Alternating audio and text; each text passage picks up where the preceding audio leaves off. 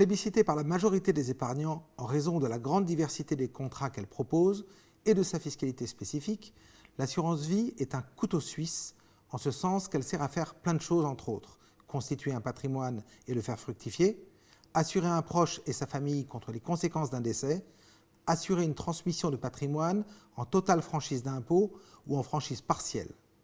Elle peut servir également de support à une opération immobilière en garantie.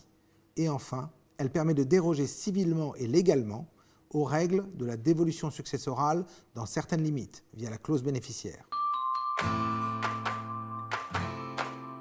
Oui, tout à fait. La rédaction de la clause bénéficiaire est essentielle et parfois éludée ou bien peu remise en cause suite aux événements de la vie du souscripteur. Lorsque le contrat ne désigne pas de bénéficiaire, l'assurance est considérée comme étant faite sans désignation. Le capital versé par l'assureur en cas de décès fait partie de la succession et supporte les droits de succession au même titre que les autres actifs successoraux. La détermination du bénéficiaire est un droit personnel du souscripteur. Il peut procéder à sa désignation et à sa révocation. Le bénéficiaire doit être déterminé ou déterminable. Elle peut se faire de manière directe ou indirecte. Premièrement, la manière directe.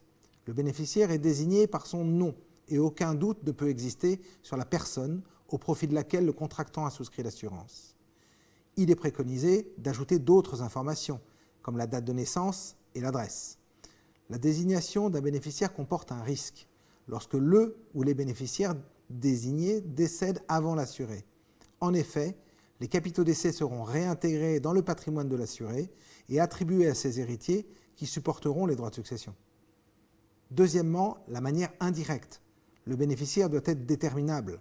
Il est la personne qui aura la qualité énoncée au jour où la garantie devient exigible. Par exemple, le conjoint.